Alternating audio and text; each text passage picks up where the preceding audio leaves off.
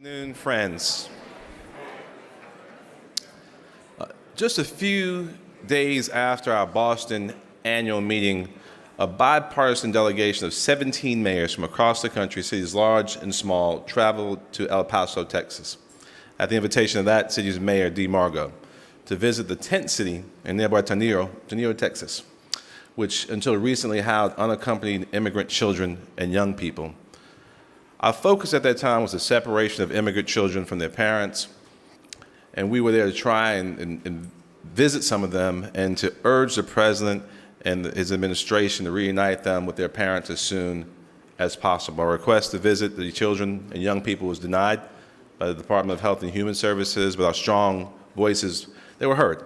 And mayors from across the country issued a clarion call that separating children and their parents is not who we are as a nation, that it was resulting in great harm to those affected, and that such shameful policies should never again be implemented in our nation.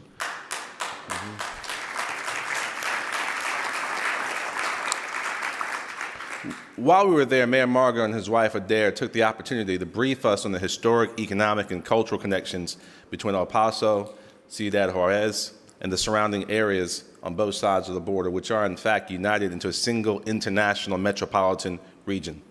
We're very pleased that Dee and Adair are here with us today, and that Mayor Margo has agreed to brief us all on his city in the international metropolitan region, of which it is the center. I expect he'll also have a few thoughts on the immigration challenges facing us today. Please join me. After this video, I want you to please join me in welcoming El Paso Mayor Dee Margo.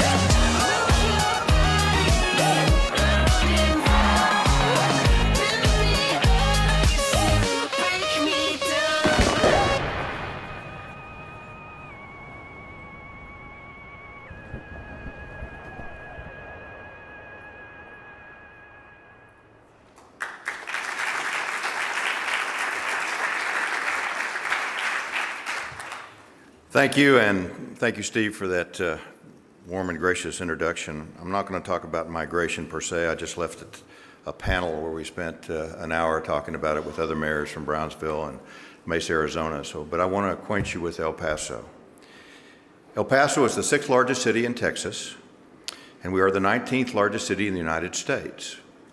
We like to say we are the nexus of 3 states, New Mexico, Chihuahua, and Texas, 2 countries, the U.S. and Mexico, in a region surpassing 2.5 million in population. We have the largest binational, bilingual, bicultural workforce in the world with an average age of 31.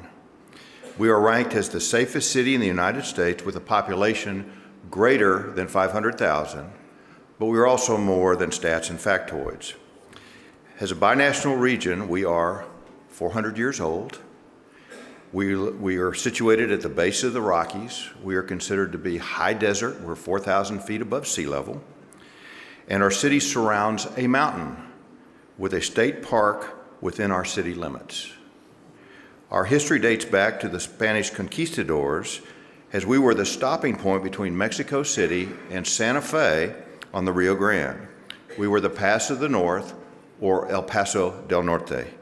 And until 1848, El Paso was actually located on the south side of the Rio Grande. Today, we are a global metroplex seamlessly blending U.S. and Mexican traditions and cultures. Our families live and work on both sides of the border. We are the 10th largest U.S. land port with over $82 billion in export and import trade. We have 6 land bridges that accommodate 23,000 legal pedestrians coming north every day. And we have 21 million private passenger vehicles on an annual basis that come north. There are 115,000 jobs in El Paso and 559,000 jobs in the state of Chihuahua, Mexico, which depend on our cross-border trade. El Paso accounts for 13% of the total Texas goods exported. Exports have increased 10.1% annually for each of the last 10 years. And contrary to what you may hear or perceive, our relationship with Mexico has ushered in an era of exponential economic growth and regional participation. 94 Fortune 500 companies reside in Juarez, Mexico for manufacturing assembly. This is the Maquiladora program, where we take U.S. raw materials, they're sent to Mexico for manufacturing assembly, and then returned to the U.S. The duties are paid on the labor value added. With more than 300 sunny days a year, we're perfect for year-round outdoor activities. Hueco Tanks, which is a rock formation just east of El Paso, attracts rock climbers from around the world. The natural beauty of El Paso is second to none and offers a unique experience for all visitors. By uniting development and preservation efforts, El Paso has strategically grown in a manner that celebrates our natural beauty while modernizing our infrastructure and increasing regional amenities. We recently passed a $473 million quality of life bond issue to construct a world-class children's museum, a Mexican-American cultural center, a state-of-the-art multi-purpose and performing arts center in our downtown area, and swimming and diving facilities for local and regional competitions. We also have rebuilt a vintage electric streetcar route in our downtown with 6 refurbished streetcars that were built in 1935, and I'm told that the design of these cars was approved by FDR himself. These same cars also used to travel between El Paso and Juarez. We built a AAA ballpark downtown, which was ranked in 2014 as the #1 minor league ballpark in the United States for our Pacific League Chihuahuas. It's the San Diego Padres AAA team, and we now have a USL soccer team, the Locomotives, that's going to begin play in March of this year. We have 2 historic hotels that are being refurbished in our downtown, adding over $300 million in public-private investment. But irrespective of this physical capital, our greatest, most valued resources are our people and our culture. We're the home to the University of Texas at El Paso. We refer to them as UTEP, the Texas Tech University Medical School, a nursing school, and a soon-to-be dental school. Graduates of the Texas Tech Medical School are required to be bilingual in Spanish. We're also the home to Fort Bliss, which is the largest continental U.S.-based military installation. Fort Bliss is the size of Rhode Island. And with White Sands Missile Range, which is just north and contiguous, the combined size is equal to the state of Connecticut. Fort Bliss is 40% of the Department of Defense footprint that they have throughout the world, and it's our largest employer. We also have our fair share of well-known persons. We have the contemporary singer Khalid, and politically with Beto O'Rourke, who I'm sure you've heard of. One of our historical sons was Tom Lee. He was a World War II Life magazine war correspondent, author, and artist. Tom painted murals during the Depression for the WPA, including, he actually did one on the post office here in D.C. But one of his most endearing is in the federal courthouse in El Paso, which is titled The Pass of the North, which depicts our history behind me. Tom has a quote in his oral history that has been repeated by President George W. Bush and others that truly depicts our community. He states, "Sarah and I live on the east side of our mountain. It is the sunrise side, not the sunset side. It is the side to see the day that is coming, not to see the day that is gone.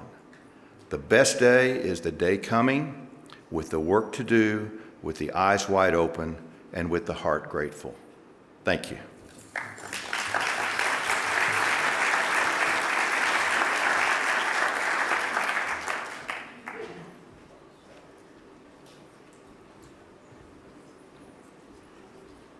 Again, thank you, Mayor Margot, for your incredible leadership. Our next speaker is John Campbell, the Executive Vice President, Director of Corporate Philanthropy and Community Relations for Wells Fargo. John also serves as President of the Wells Fargo Foundation. Today, John is here to announce the 2019 Wells Fargo and USCM Community Wins Grant Program.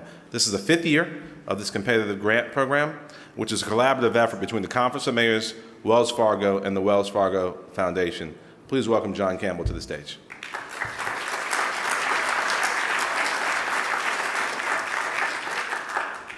Good afternoon, everybody. It's great to be here. Now, I think you were thinking Tim Sloan was coming back, but no, you got me. But seriously, it's an honor to be here, and we are really happy to be a sponsor of the U.S. Council of Mayors. It's one of those organizations that mean a lot to us because we love being around mayors, so it's great to be here. And thank you, Mayor. That was very nice of you. And I see a few faces. We've already done a couple of selfies with the mayor of Edina, Minnesota. I live in Minneapolis. And over my years, I've come to understand the importance of mayors. So I first learned in Milwaukee, Wisconsin. Then I learned more in Peoria, Illinois about being a mayor. And then it was really in Phoenix that it became really clear to me the role that a mayor played. I actually helped pass a sales tax with the mayor there for light rail. I know that was a really good learning experience. I moved back to the Twin Cities, and I know both of our mayors from the Twin Cities are here. I don't know if they're in the room, but guess what? I helped pass a gas tax in Minnesota to help the first line of light rail. So yes, I'm a mass transit guy. Some of you people in the room will like that, some of you may not. So let me just say a couple of things about why I'm here. As you heard, I'm the head of the foundation at Wells Fargo, and for 10 years, I've had that honor. It's been a ball. It's a lot more fun to give money away than to collect it. I did that early in my career, so giving it away is a lot of fun. But we see the same challenges that you do, and we're very concerned about the challenges that our cities are facing. And there are a lot of gaps. They're in education, they're in employment opportunities, they're in income, they're in housing, and they're certainly in healthcare. And those are all things that Wells Fargo is also concerned about. And so through our foundation and the rest of our team, we like to work with cities.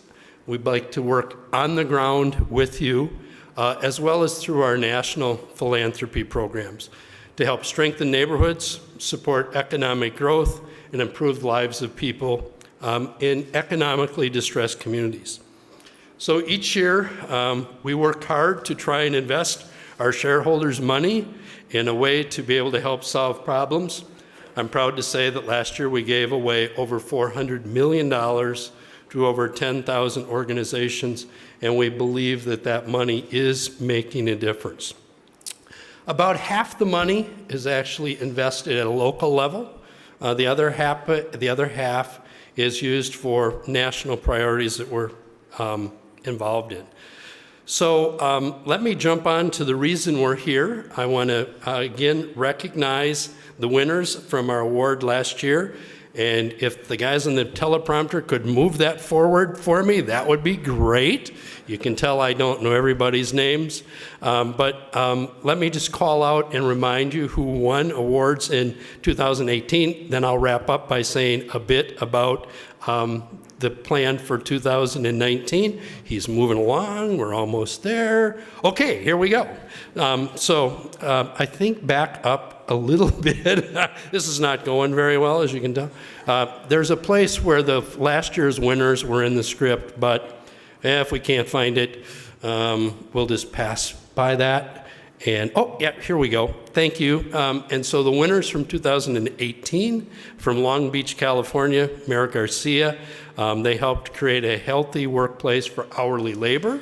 From Dayton, Ohio, Mayor Whaley, who supported the funding of the Gem City Market in a section of Dayton where 40%, this is impressive, 40% of the population was in the low-income area, and they were a mile from a grocery store. We know about food deserts, don't we? And that was an example. Youngstown, Ohio, Mayor Tito Brown, his support of a program called Revitalize. It was a program that made investments to help stabilize neighborhoods by improving housing and property conditions. So let me lead an applause for all of those folks. And then, of course, no program can recognize everybody, so we have that special runner-up category who received an Outstanding Achievement Award.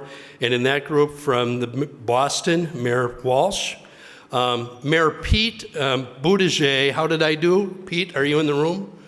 We'll all know how to say that name, I guess, based on his announcement, but from South Bend, Mayor Pete. And by the way, if you're a Habitat fan, what South Bend and Mayor Pete helped create in South Bend earlier this year with the Carter build was absolutely amazing. That neighborhood was absolutely amazing. So Mayor Pete, if you're not here, please accept our thanks. It was a wonderful project. And then Mayor Barnett from Rochester Hills, I know some of his staff. Hello, staff, right over there. So these leaders and others in this room really are incredible, and we want to thank you for your leadership in your communities. Okay, here's the part you really want to know. Now here's your chance to get involved this year. So we would like you to nominate up to 3 nonprofits in your community and work that you think is outstanding. We're going to award 8 grants for over $1 million to support city initiatives. The deadline for the nominations is March 22nd. To get information, we have a booth outside. Please stop by there. You can read about it in your newsletter, or you can go on your website, and the information is there. So once again, we really do appreciate the chance to be with all of you today. We're proud of what you accomplish. We hope to be able to be a little bit of help as these important cities move forward. Thanks again. Have a great rest of your conference.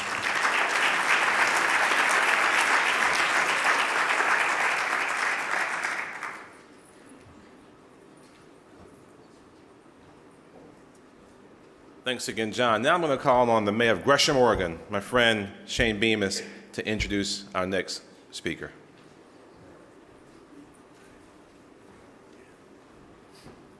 Good afternoon, mayors.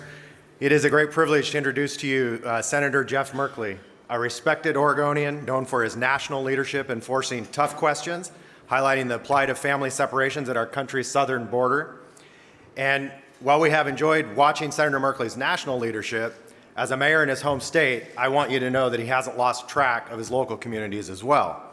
A couple of months ago, Senator Merkley's staff called our office expressing the senator's desire to visit Gresham. But it wasn't our brand new Boys and Girls Club the senator wanted to visit, nor was it our beautiful new flagship park overlooking Mount Hood and the Columbia River Gorge. The senator wanted to come to Gresham and personally tour our wastewater treatment plant.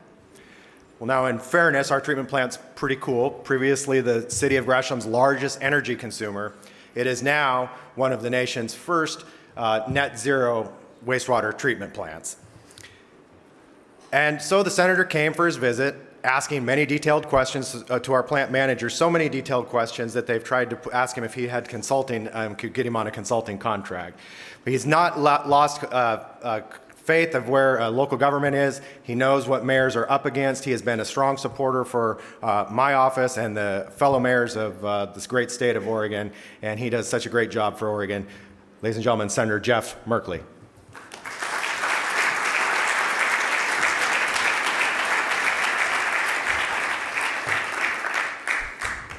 Thank you so much, Mayor. It's a pleasure to be here with you all, and with not only Shane Bemis from Gresham, but also Ted Wheeler from Portland, and Jason Snyder from Tigard, Steve Calloway from Hillsborough, and Denny Doyle from Beaverton. So thank you to the Oregon mayors for making it all the way across the country.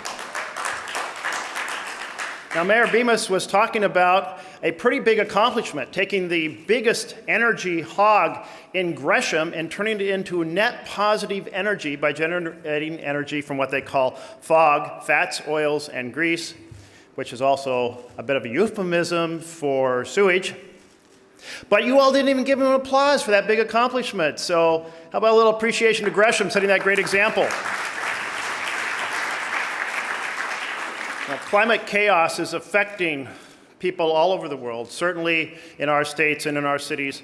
Back home in Oregon, we see our fishermen affected by warmer, smaller streams and warmer, more acidic oceans. Our farmers affected by droughts. We see our forests and our logging industry affected by the forest fires. But we see the cities very much affected. You know, Portland, from some of the smoke this last year, on some days was the fourth most polluted air, I'm told, in the world. And San Francisco, on certain days, was worse than Beijing. So the smoke from those fires is having a big, big impact. And we see different impacts all across America. In New Hampshire, we see warmer winters, meaning more ticks, meaning a lot more Lyme disease. In Florida, we see the red tide that's gone 10 months out of 12 on the Gulf side. In fact, when I was down there, people were not only complaining about the toxins on their lungs, but also the stench from the dying sea life. And we're talking about taking inland vacations. Throughout the Southeast, the impact of the hurricanes. From Idaho on through California, horrific forest fires, and of course, the enormous tragedy of the entire town of Paradise being obliterated this last summer. All of this, these facts on the ground, we're not talking computer models somewhere into the future. We're talking facts on the ground right now. And all of this is reinforced by the UN climate report and the fourth national climate assessment that came out a few weeks ago from the Trump administration. And I know you as mayors see the impact in so many other ways, including saltwater intrusion and drained aquifers and floods, and the list goes on and on. Which is why I'm so glad that as mayors you're taking a stand across America, lobbying during the Recovery Act for the Energy Efficiency and Conservation Block Grant Program. How about if we lobby now and get that into the 2020 spending bills at the end of this year? You're adopting a variety of clean air policies, aiming for 100%, and you've spoken out, 400 mayors or so speaking out about being still in for the International Paris Agreement. Thank you to the still-in mayors across America. And then there's all these different projects that you're experimenting with and providing an example to other cities. The example from Gresham with their wastewater treatment, from Greensburg, Kansas with their LED streetlights, Plano, Texas, community-wide energy challenge encouraging a switch to renewables, Evanston, Illinois, community choice electricity aggregation enabling residences and small businesses to utilize renewable energy. Atlanta, Georgia, ensuring that all of their large properties have to be LEED certified repeatedly every 10 years. And Portland, Oregon, with Mayor Ted Wheeler. Mayor, where are you? Somewhere in here. Not seeing him, but the team from Portland, we did an initiative in Oregon, the Clean Energy Community Benefits Initiative. And so this was the people of the city speaking up and saying, hey, what if we were to put a fee on our very largest retailers, a 1% fee, and that 1% fee would proceed to go, and this is on their sales, would proceed to go to a whole variety of energy saving, energy efficiency, social and economic justice projects within the city. And so when we saw initiatives fail all across the country, this one passed 65% to 35%, an enormous victory as we take on climate chaos. So you all deserve a federal partner. You deserve one, but you don't have one. We need partnership at the federal level on modest-sized projects, such as those energy efficiency block grants, renewable energy tax credits, a city energy savings program to go with the rural energy savings program. How about zero-interest loans that would cover the difference in the cost between a diesel bus and an electric bus and be paid back with the savings in maintenance and fuel? How about maintaining the electric car tax credits that are expiring this year for 3 of our major brands made in America? And how about big visions like Keep It in the Ground? Keep It in the Ground is a bill I introduced in 2016 that said our citizen-owned fossil fuel should no longer be leased out to be extracted and burned. If we're going to work in partnership with the rest of the world to take on climate chaos, we can't still be selling what we own as fossil fuels. Or how about another big vision? In 2017, I introduced 100 by 50, 100% clean and renewable energy by the year 2050. And this laid out a vision or a roadmap for every energy sector of our economy. It included a just transition for fossil fuel workers. It included economic and social justice for underserved or minority inner city communities. It proceeded to lay out that vision in detail so that we could start to wrestle with implementing such a roadmap. Well, that vision, the principles of that vision, are being represented now by another name, and that is the Green New Deal. And I encourage you to think about the principles that are in that and to help drive this strategy of utilizing renewable energy and driving this transition to 100%.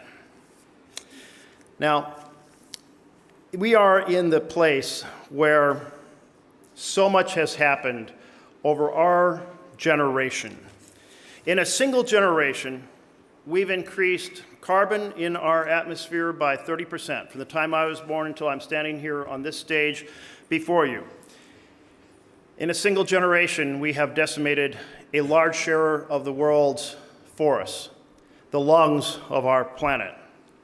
In a single generation, we have seen a 5-fold increase in the rate of carbon pollution, going from about 0.5 point per year to about 2.5 parts per million in a single year. So as much as we think we're taking on this challenge, the problem is actually getting worse with every decade. We're accelerating our carbon pollution, we're not deaccelerating and eliminating, which means we as human civilization have a lot of work to do very, very quickly. The feedback loops are scary. There was a picture a couple weeks ago of a lake in Alaska that was boiling. And you might initially think, well, that's a hot spring.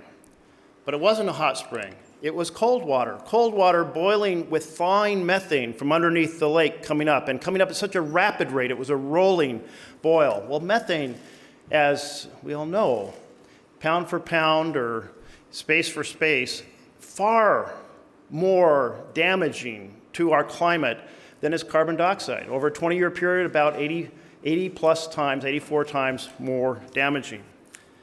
Franklin Roosevelt said these are unprecedented and unusual times in which we must resolve to resume the country's march along the path of real progress, of real justice, of real equality.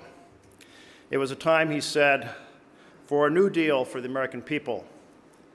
Well, these are unprecedented and unusual times. We see devastation of rural assets with forests and farming and fishing, but we see enormous costs being imposed on our urban centers that you all work to represent and improve. So it's a time where we all have to come together.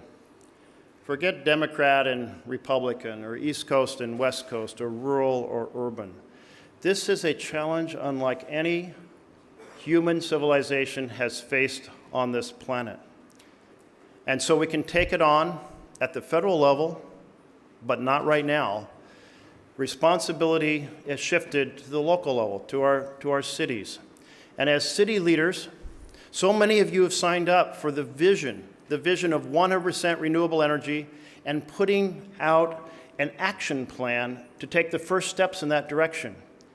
If you haven't signed up for that vision yet, please consider doing so. Sierra Club is working with cities all over the nation, and more than 90 cities have now signed up to that effort. Consider doing that. Consider working with your colleges, with your places of worship, and with your companies to develop a 100% resolution and an action plan. Some 75 or so Fortune 500 companies have laid out a 100% vision and an action plan for their companies. So this is something that can involve all of us at every level. In fact, it must involve all of us at every level working together in this fight to save our beautiful blue-green planet for this generation and all the generations to come. Thank you so much.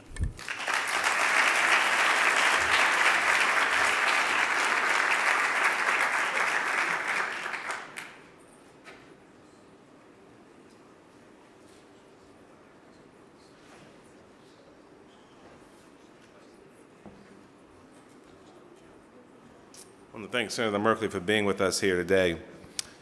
When our next speaker took office 5 years ago, New York City Mayor Bill de Blasio made pre-K for every child a reality in the nation's largest city. Mayors all across the country followed suit. In the years since, New York has been at the forefront of affordable housing, worker protections, and mental health. And this year, Mayor de Blasio came out of the gate with more big ideas that he's going to share with us here today. So please join me in welcoming USCM trustee and the mayor of New York City, the Big Apple, Bill de Blasio.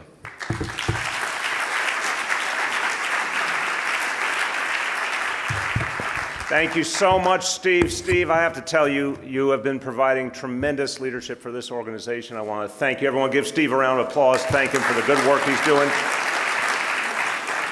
Now, I have to tell you, I had the joy of being in Columbia, South Carolina with Steve Benjamin back during the leadership meeting back in September. And I want to tell you, everyone, you do not know what love really is, what true love really is, until you spend time walking around Columbia, South Carolina with Steve Benjamin. Because he loves his city and his city loves him back. And it's a beautiful thing to see. But I have to tell you, I look back fondly to September because it feels like a long, long time ago. I don't think any of us imagined that when we gathered here, we would be in the midst of the longest government shutdown in United States history. And I have to tell you something. As a mayor in my city, I've led my city through all sorts of challenges, through terrorist attacks, through the Ebola crisis, through the worst blizzard in our history. And every time, I knew it was my job to reassure people, to tell the people of my city everything was going to be okay. And I was ready to do that. Every mayor in this room knows that's part of our job. And when we know it, we can make sure things are going to be okay. We can tell people that. We can give them hope. We can give them confidence. Last week was the first time in over 5 years that I've been mayor of New York City that I could not face the cameras and give the people of my city that reassurance. You know, my team just finished running the numbers on how hard this shutdown is going to hit our city, what it's going to do to everyday New Yorkers. In our city alone, everyday people are going to lose $500 million every month in direct support, things that make it possible for people to make ends meet. $500 million every month. 2 million people I represent. People who are struggling to get by will lose food stamps, they'll lose Section 8 rent money, they'll lose school lunches. No matter what we do, no matter how hard we try, no matter how deep we dig, there is no way that the city of New York can possibly plug a gap that wide.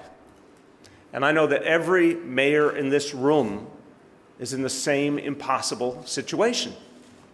And we know we can't make people whole when our federal government fails us. And that makes me angry. It makes me angry because we spend our days trying to keep our streets safe. We spend our days trying to fix our schools. We try and make up for a federal government that won't invest in housing or roads or transit. We somehow, everyone in this room, somehow we balance our budgets and we save for a rainy day, and then we get handed this shutdown. And it is a man-made crisis. It's a crisis created in the Oval Office that threatens everything all of us have worked so hard to accomplish. It didn't have to be this way. And our cities deserve better than this, and working Americans deserve better than this.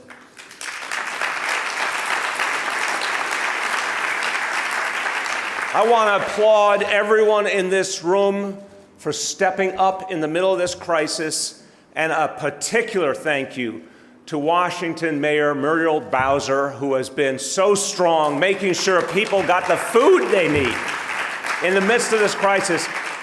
The stories we are reading, that we're hearing, the things we're seeing, what we're hearing from our own people. This is what this shutdown is doing.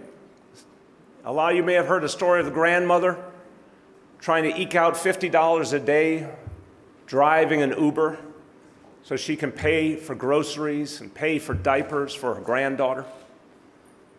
On the news this morning, a middle-aged man who spent 20 years in public service, who now worries he is about to lose his home to foreclosure. Or the diabetic down to her last 2 vials of insulin, rationing what's left. She summed up the situation's cost, the human cost, in one heartbreaking sentence. She said, "I just went to bed and I hoped I'd wake up." That's what's happening in this country. And this is a moment of acute crisis, and it has laid bare something that has been broken for a long, long time. For many of the families that we serve every day, people who work so hard, the reality is that missing a single paycheck has brought them to their knees. That is the perilous insecurity in which working people have lived in this country for years. And all across this country, working people haven't been paid what they deserve. They're not living the lives they deserve. There are millions of people in my city and tens of millions all over this country who are boxed into lives that just aren't working for them and their families. And we know this. We see it with our own eyes, no matter how hard they try, no matter how long the hours they work. Their budgets overwhelm them, their schedules, the stress in their lives, it's become too much. And we all understand it, we all feel it. The constant pressure undermining the quality of our lives. I know you can relate to this. Go and ask the people you represent these simple questions. Ask them, are you spending enough time with your family? Do you have enough time for yourself? Do you see your life getting better this year, or are you just hanging on? Whether your city is big or small, whether it's urban or rural, whether it's east or west, the answers are going to be the same. We know the root of the problem. For decades, working people have gotten more and more productive. They've worked longer and longer hours, and then at the same time, they have gotten less and less of the wealth that they create. And the sad truth is, it's no accident. It's an agenda that has dominated our country from Reaganomics to Trump's tax giveaway to the corporations and the wealthy. An agenda that spreads a conventional wisdom about all the things we can't do. That the richest nation in the world can't afford health care for all its people. That we can't afford to invest in public transit and infrastructure. That we can't afford to give our kids early childhood education or free college tuition. That we have no choice but to watch this planet burn up slowly but surely, and somehow we can't afford to save it. That's the conventional wisdom. Here's what I have to say to that conventional wisdom. We actually do have the money to solve these problems, and I know where the money is. This country has spent decades taking from working people and concentrating the wealth in the hands of the 1%. That's where the money is. Washington told working people not to worry, all that money will trickle down and find its way to them. It never did. It's time for this country to recognize there's plenty of money in the world. There's plenty of money in this nation. It's just in the wrong hands. The 1% may have gamed the system all these years, but it doesn't have to be that way. And right now, cities big and small are showing this whole nation the kind of country we can have when we do things the other way around. Under Mayor Melvin Carter, St. Paul just became the latest city to raise its minimum wage to $15 per hour. In Philadelphia, Mayor Jim Kenney just required businesses to implement a fair work week so people could have time with their families and their children. Charlotte Mayor Vi Lyles, Dayton Mayor Nan Whaley, San Antonio Mayor Ron Nirenberg, they're all investing big in universal pre-K, every child getting a strong early start. In Seattle, Mayor Jenny Durkin just signed a bill called the Domestic Workers Bill of Rights, helping those hardworking people. And earlier this month, I announced that New York City will guarantee health care for all our people. Guarantee. No matter your income, no matter where you were born, in the nation's largest city, you will get the health care you need. It is a guarantee, and when people know once and for all it is guaranteed, my friends, they'll actually go to the doctor. They won't end up in the emergency room as a last resort. When you know you can go to a primary care doctor, when you actually have the name and the address of a doctor, it's your doctor, people will get healthy. Families will get healthy. We all become stronger when everyone gets to be healthy. And that's not all. We also recognize that people needed something else. They needed to get some more time back because we're all living such busy, such rushed lives, and we need time for ourselves and our families. So this year, New York City will become the first city in the nation to mandate 2 weeks of paid personal time for all working people.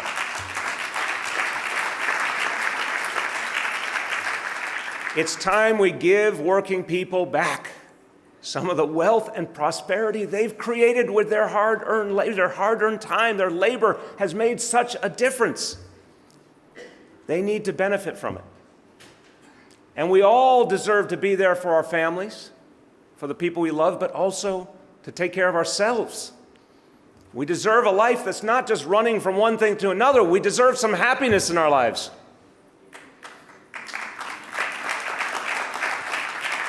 And if you think about it, that's what government should be all about. It's in our founding document, isn't it? The pursuit of happiness.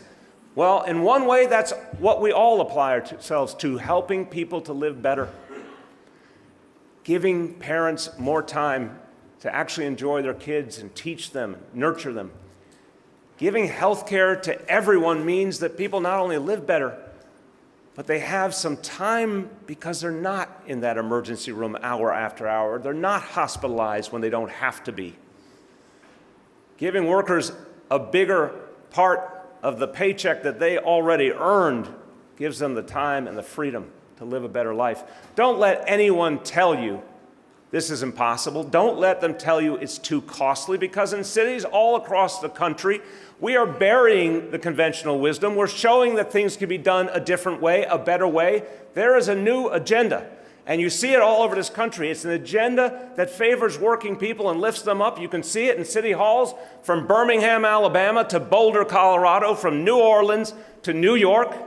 We are showing we can do the things that we were told for so long were impossible. We can put working people first. We can give them a fair share of the wealth that they create. Cities are showing the way, and my friends, when cities lead, the rest of the country follows, and it makes it a better country for everyone.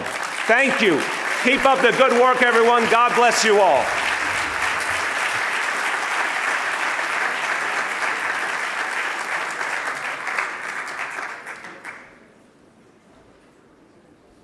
Thank you again, Mayor de Blasio. I'm going to call back to the stage Mayor Shane Bemis for an update on the leadership he's been providing with some of the most dynamic young leaders in the country on a youth involvement initiative. Shane?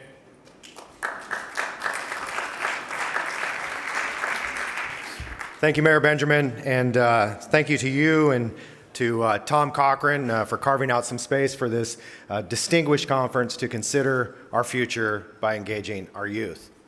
I'm very pleased to report on the progress of our Mayor's Youth Involvement Task Force. During our annual meeting in Boston, we launched the Youth Involvement Task Force with the goal of helping mayors engage directly with youth in their cities. We heard from young leaders like David Hogg and Alfonso Calderon of Parkland. We heard from a tenacious young woman who is partnering with Mayor Walsh and leading efforts within the Boston Youth Council. We also heard from 15 youth from around the world who are working with their local leaders to address some of the most important issues of the day. After Boston, we knew that we had a lot of work to do, and we knew that we had a lot to learn. We launched a best practice survey to hear about what mayors are doing to involve youth in policymaking, leadership development, internship programs, and voter registration. We found that mayors are doing some great work in each of these areas. 54 cities participated in the survey. 80% of the cities surveyed had an active youth council that engaged in policy. 89% had a program that helped youth learn leadership and professional skills. Also, 89% had a thriving internship for programs for their youth, perhaps the single most important thing any mayor can do for the future. And 54% of the cities surveyed engaged in voter registration opportunities. So we took what we found in our survey and results and created a best practice report so that mayors could learn from those who are already going above and beyond in these areas. The report's in front of you, and I encourage everyone to take a look at it. Over the summer, we wanted to help move the needle on voter registration.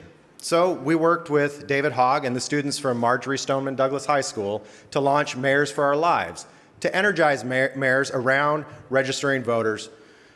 Mayors hosted events, visited schools, and participated in Get Out the Vote campaigns to ensure that all eligible residents could go to the polls. More than 200 mayors, Democrats, Republicans, and independents participated in this effort. And as we saw during the midterms, a record number of youth showed up to make their voices heard. I want to thank all of the mayors who joined in Mayors for Our Lives and helped make it possible.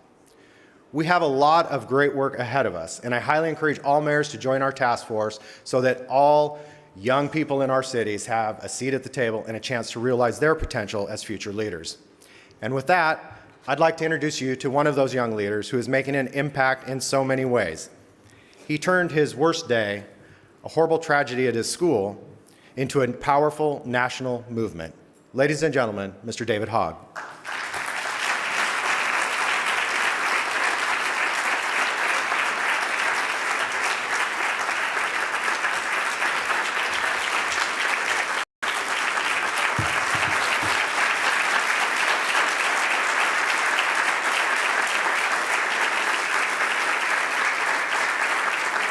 Thank you.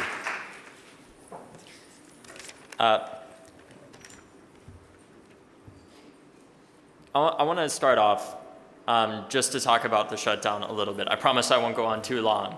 But as a child that comes from a teacher and a retired FBI agent, I know what it's like to go through a shutdown. As a child that grew up in a household in Los Angeles, oftentimes we would struggle in my own household to, make ends meet because housing is expensive in California. Housing is expensive in Southern California, where I lived for 14 years before I moved to Florida in the middle of my freshman year when the FBI transferred my father. I just spent a couple minutes volunteering at Jose Andres' restaurant on Pennsylvania Avenue to help feed federal workers. And what I think a lot of people don't realize about this shutdown is these are not just 800,000 numbers. These are 800,000 families. I just worked with people to feed a family of 11 because the father didn't have enough money to come and pay for groceries. That is not the America that we should have right now. It is 2019. And this is one of the most bipartisan groups of government leaders in America and some of the future federal leaders of America. And one thing that I would encourage each and every one of you to do is continue your bipartisanship with the understanding that when you shut down a government, it's not just a political stunt. You are actively upsetting families. You are actively making children question where their next meal is going to come from. You are sacrificing over 1 million people's housing because many people face the risk of eviction right now because their rent is not being subsidized by the federal government. Primarily in zip codes that are oftentimes affected by gun violence that politicians don't like to talk about because either they don't live there or they just don't care about them because they don't see them as politically important. And what we have to do across America is come together as American, not just as Americans, but as human beings with the understanding that no matter where gun violence is occurring, no matter how many people are killed in an instance of gun violence, if you are a mayor and you're one of the many that get a text on your phone when somebody is killed in your city as a result of preventable gun violence, you need to care about that person no matter whether it's one person that's shot or whether it's 17 like it was at my high school, because ending gun violence in one zip code is not ending gun violence. Ending gun violence in every zip code for every person, no matter what they look like, no matter where they come from, is what ending gun violence doesn't need to look like. It's what it has to look like.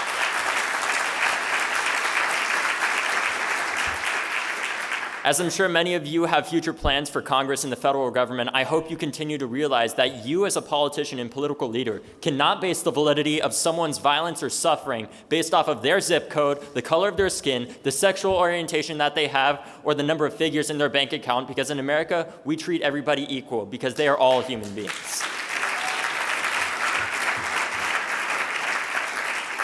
Moving on from that, it's time to look to what kind of America we wish to create. The America that I look to create is an America with specifically two things. One, an America that actually represents what it says it does on paper, and one where gun violence doesn't occur anymore. And one of the best ways of doing that is getting the people that are most at risk for gun violence involved in their local government, to give them hope, to give them representation from their community, from a young person. Because the reason why youth voter turnout is so low across the country is mainly because of two reasons. First off, we don't see people that look like us running for office. Whether that be our age or the color of our skin, oftentimes from the thousands of young people that I've worked with across the country, we want to see change. We want to create change in this country that oh so needs it, where the young are so oppressed, where over 800,000 families, I will remind you again, don't know where their next meal is going to come from. Many of them have more than 2 children. So that's over 1.6 million children that don't know how they're going to be fed. That's over 1.6 million moms and dads that don't know where their next meal is going to come from. And the best thing that we can do is what we started to do over the past year since the shooting at my high school.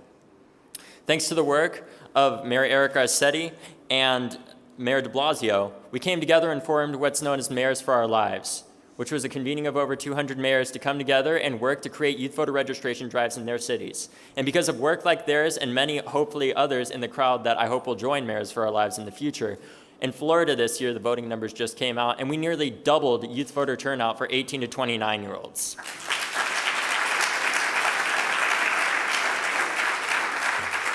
As mayors, I hope that, as leaders, I hope that you recognize that a young person speaking out, don't say that a young person speaking out is not what this country needs. That is far from the truth. Don't write them off as being too naive or too uneducated to create change, because a young person speaking out and other people from previous generations saying that they don't know what they're talking about is not an excuse for them not to be politically involved. That is an excuse to fund their education.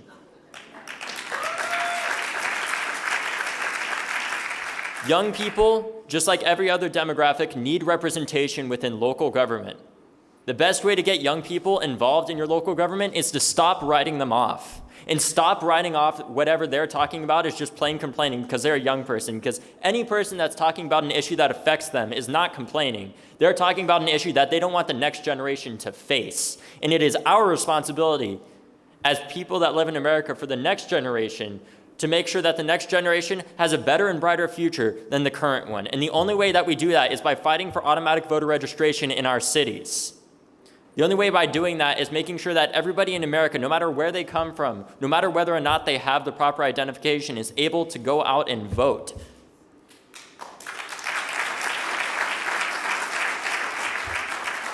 As mayors, I encourage every one of you, if you don't have it already, to follow cities like Boston in creating a youth council where young people are able to speak their voice. Or, for example, in Los Angeles, where there is a youth task force to talk about gun violence, because we know that the primary groups affected by gun violence have to be the ones to talk about it.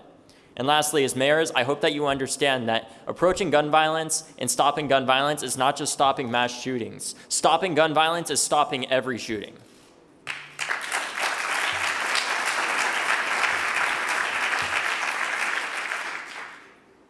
And one of the best ways of doing that is by going out there and funding violence intervention programs that don't over-police our youth and don't over-incarcerate them and don't make them feel even more isolated from their own community, but use people that have been on similar life tracks of the at-risk youth in your communities to talk to them and stop them from being incarcerated and help work with them to stop gun violence.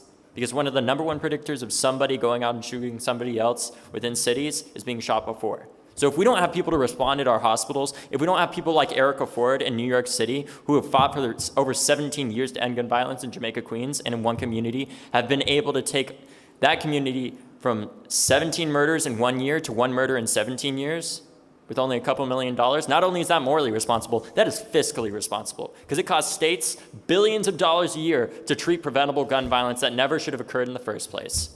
So take a long, hard look at your city and realize that the youth do want to be involved. The only thing preventing them, that may be preventing them, is other people not listening. So go out there and listen, and go out there and fight for your youth. Because the second that we fight for the young men of today and the young women of today is when we create the better politicians for tomorrow that don't shut down the government and starve families. Thank you.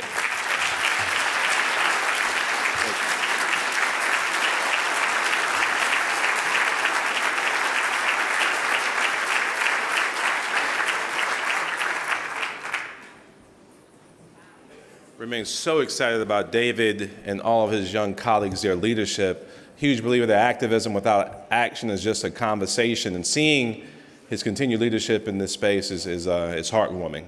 The future is indeed bright. Our next speaker needs no introduction to this conference. Cory Booker was mayor of Newark, New Jersey, and a member of the U.S. Conference of Mayors from 2006 to 2013. As mayor, he chaired our conference's task force on educational excellence. As senator, he's been on the forefront of key national and international issues. His most recent accomplishment includes his bipartisan work with Tim Scott, my senator from South Carolina, to include opportunity zone provisions in last year's tax law. As a co-author and architect of a recently passed First Step Act, Senator Booker was instrumental in the most sweeping criminal justice reform law passed in decades, again on a bipartisan basis. Senator Booker is a defender of human rights, a promoter of justice for all people, and a person who always tells you where he stands. Mayors and guests, please welcome a former mayor and now senator from the great state of New Jersey, our friend, Cory Booker.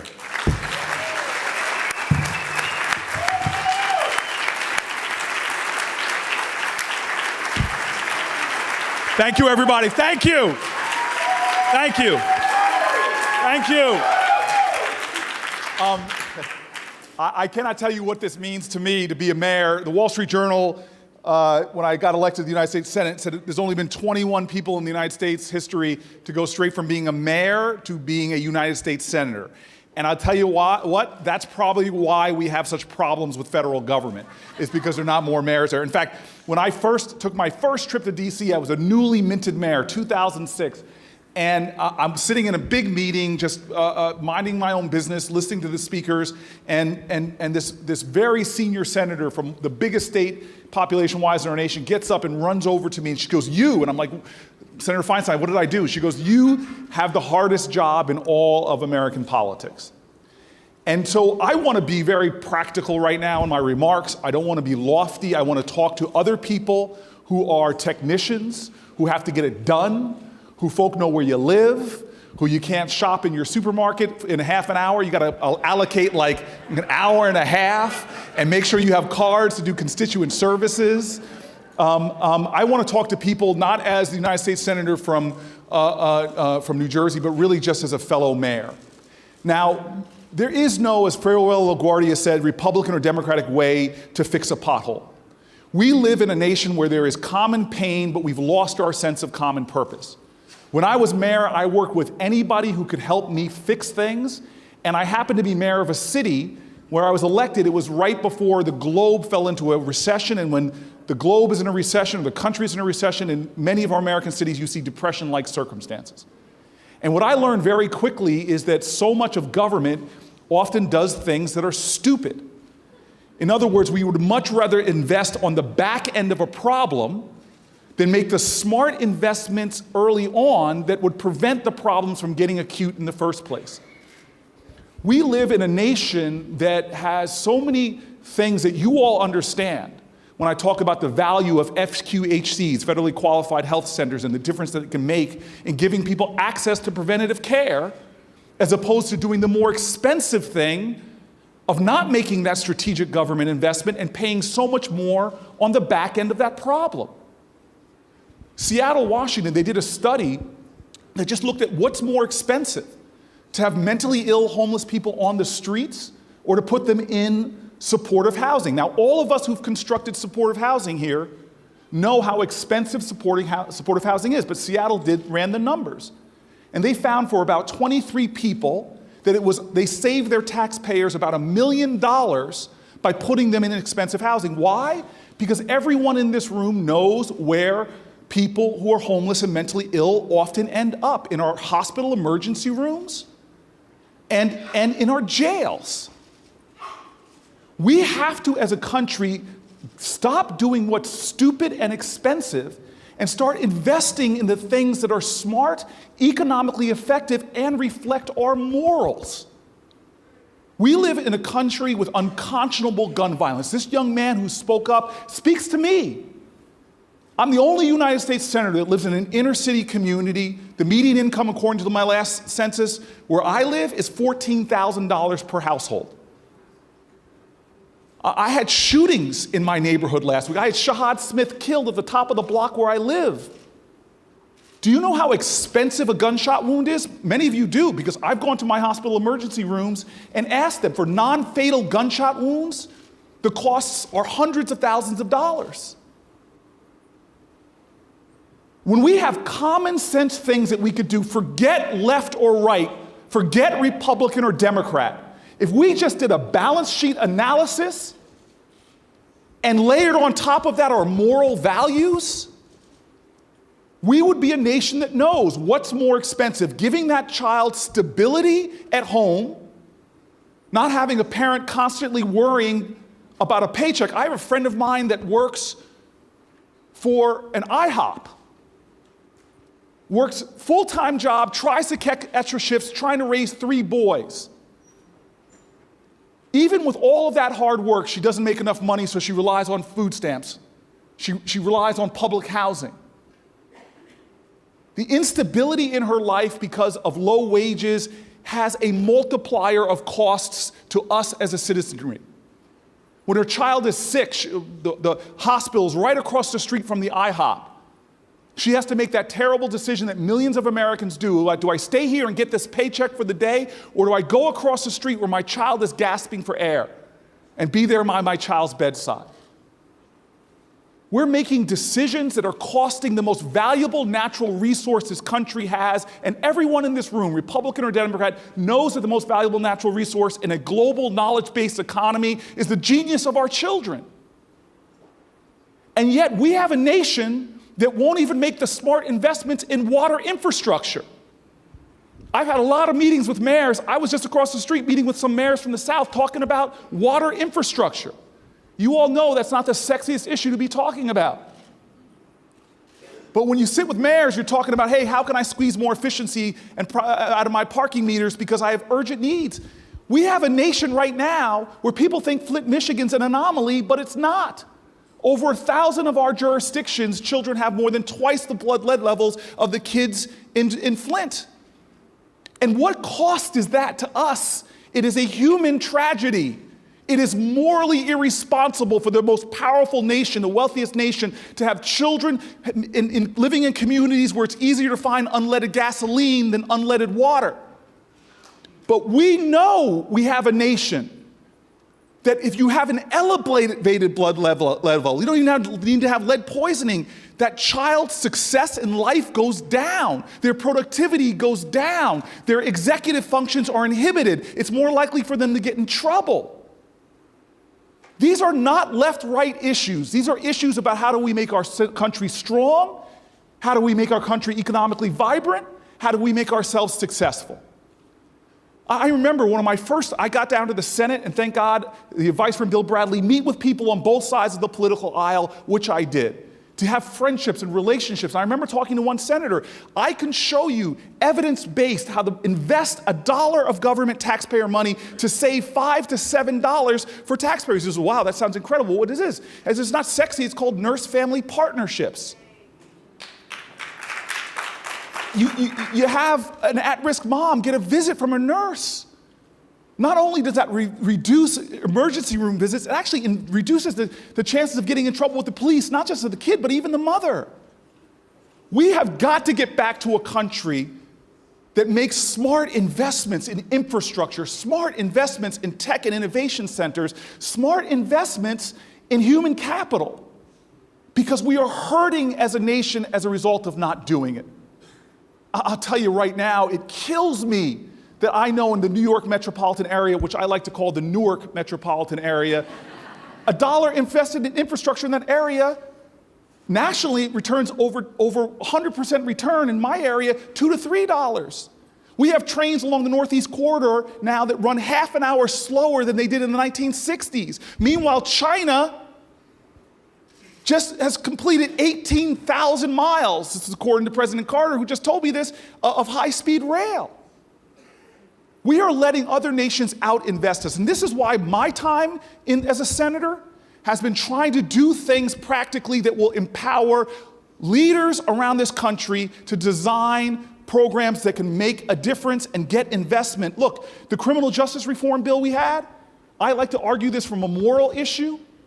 But dear God, when our nation is letting its bridges and tunnels and roads crumble, the one area we out-infrastructured the planet Earth was building prisons and jails to warehouse human potential. We were building a new prison and jail in this country, one every 10 days from the time I was in law school to the time I was mayor of the city of Newark.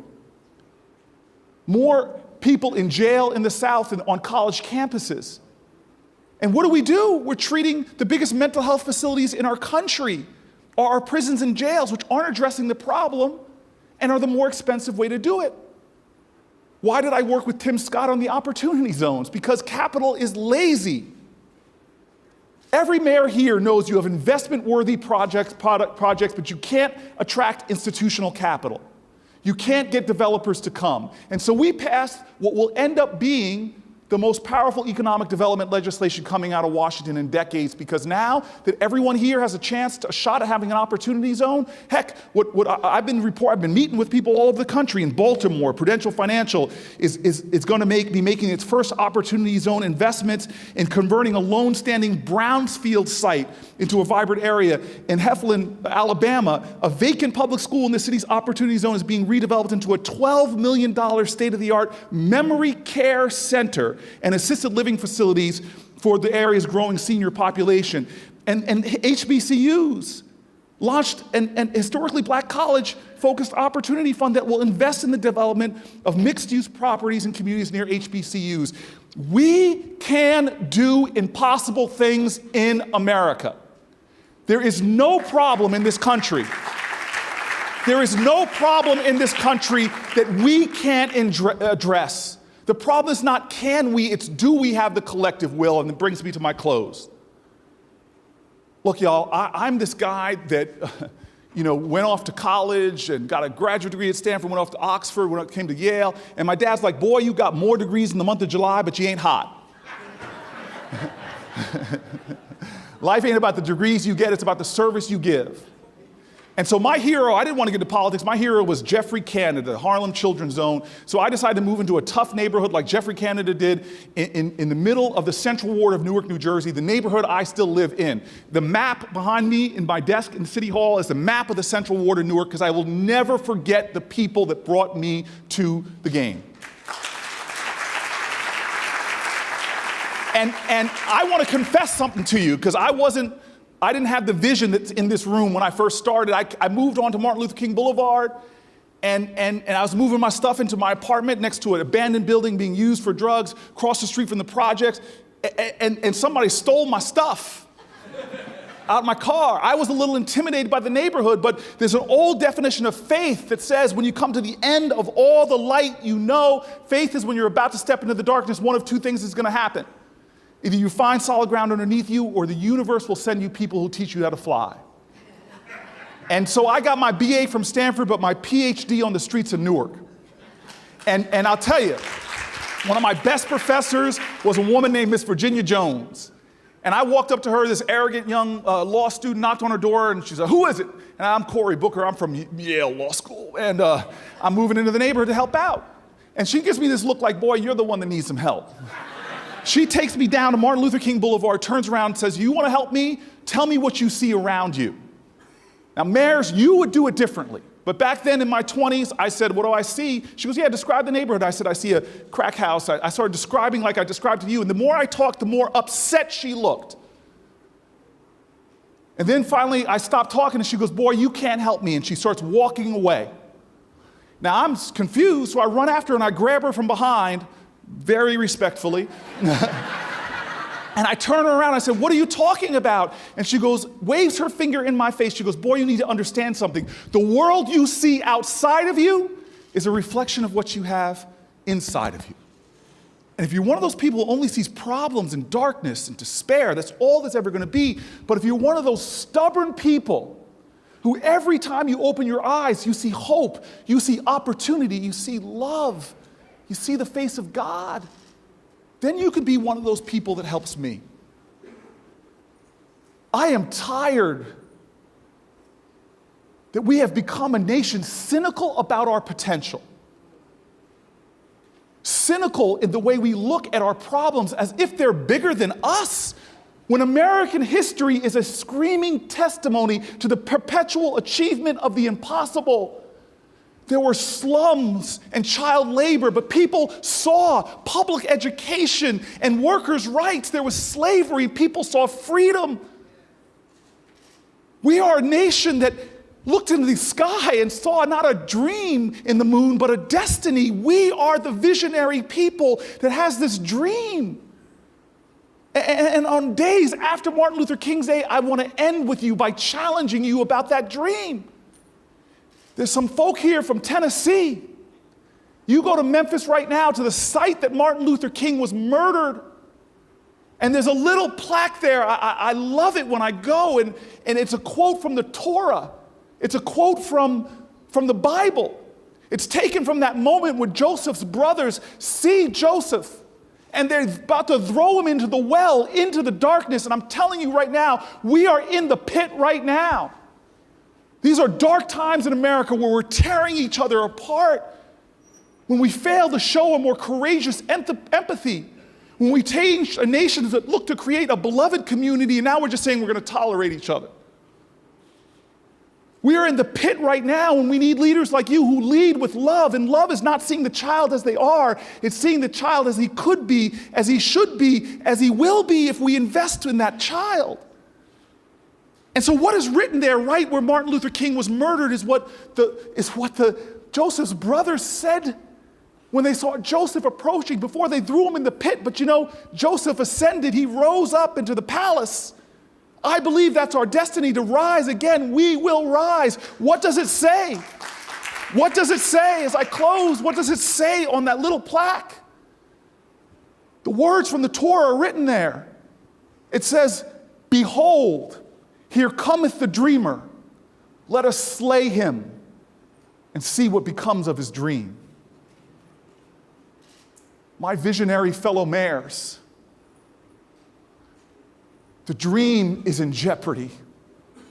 As Langston Hughes said, there's a dream in this land with its back against the wall. To save the dream for one, we must save the dream for all. You all are the dream keepers. You are the visionaries. You are the people, in the words of our ancestors, that don't see things as they are and ask why. You see things as they could be and should be and must be and ask why not. I don't know where America's going, but I know the mayors are going to help lead us to the mountaintop. Thank you, everybody.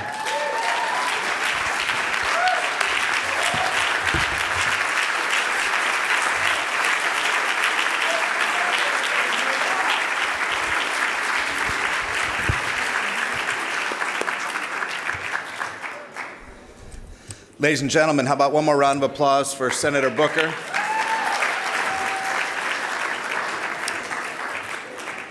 Hey, mayors, did you learn something today? Did you enjoy today? Are you ready for one more plenary session today? Me neither. Hey, listen, we have some fun planned for this evening. There's a few caucus meetings, and we're going to meet around 7 o'clock for the buses to head to the Canadian Embassy. Have a great evening. Enjoy the networking. This meeting is adjourned.